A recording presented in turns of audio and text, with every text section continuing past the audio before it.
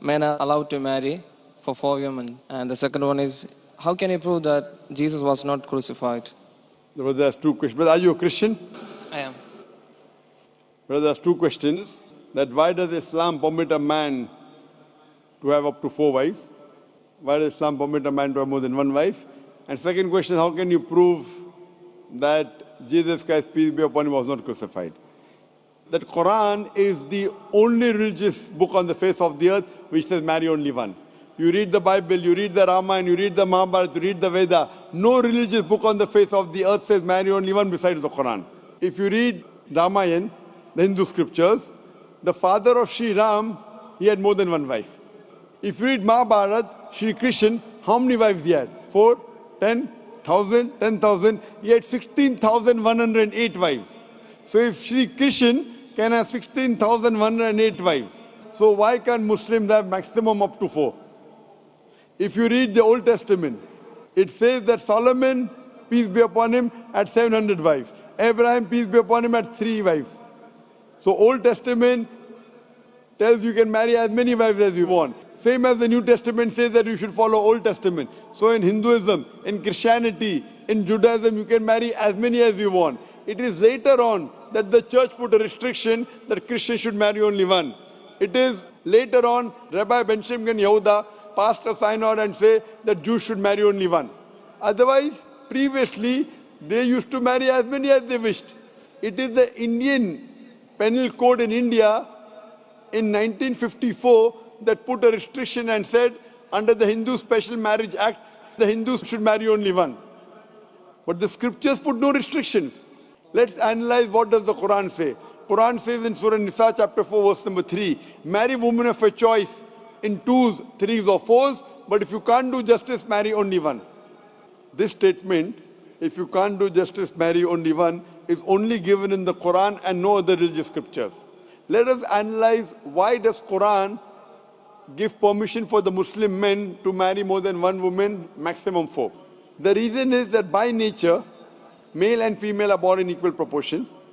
But if you ask any pediatrician, he will tell you, the doctor of the children, that the female child is stronger than the male child in fighting germs and diseases.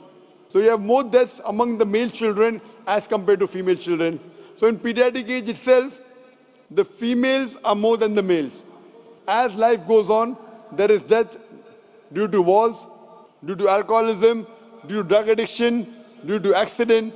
In all these cases, more men are dying as compared to females. So today in the world, there are more females as compared to males. In few countries, like India and China, the female population is less than the male population because of female feticide and female infanticide. In India, according to a BBC report, every day more than 1,000 fetuses are being aborted after they are identified as females. If you multiply this figure by 365, you get a total of more than 1 million fetuses are being aborted every year in India after they are identified that they are females. According to the Tamil Nadu government hospital report, out of 10 females born alive, 4 are put to death. If you stop this evil practice of female feticide and female infanticide in India, even in India, the female population will become more than the male population. Even in China, if you stop this evil practice, the female population will become more than the male population. Today, if you analyze, in USA alone, there are 4.7 million females more than males. In UK alone, there are 1.2 million females more than males. In Germany alone, there are 1.6 million females more than males. In Russia alone, there are 10.6 million females more than males. And God alone knows that how many females are more than males throughout the world. If I agree with you that one man should only marry one woman, and suppose your sister happens to live in America, or suppose my sister happens to live in USA, and the market is saturated, every man has found a wife for himself, yet there will be 4.7 million females who will not find life partner. And if your sister happens to be one of them, or if my sister happens to be one of the 4.7 million females who have not found a life partner for themselves, the only option for them is that she either marries a man who already has a wife or becomes public property. Public property, such a harsh word. It is the most sophisticated word I can use. I cannot use a better word. You know, in America, today the statistics tell us, on average, a man has 8 different sexual partners before he settles down with one. Having mistresses in USA is very common. 5, 10, 20, 30, no problem. Having more than one legal wife, it doesn't go down their throat. When a woman is a mistress, she doesn't get her rights. She is dishonored. She is not treated well. In Islam, when a woman becomes the second wife, she gets her honor, she gets her right, she's treated well.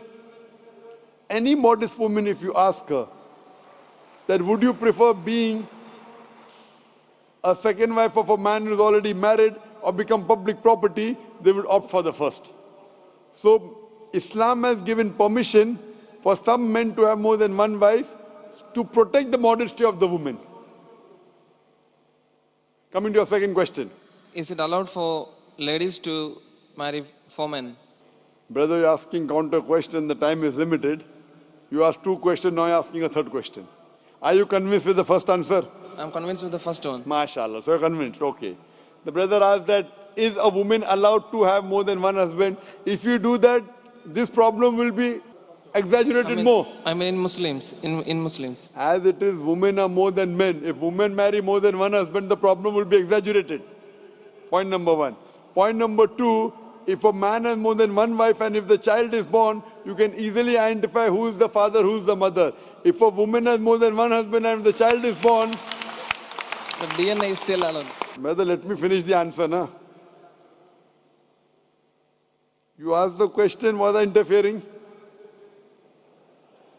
Was I interrupting? Yes or no? No. No. So why are you interrupting? After I finish, you can ask, na? I'm a medical doctor. Are you a medical doctor?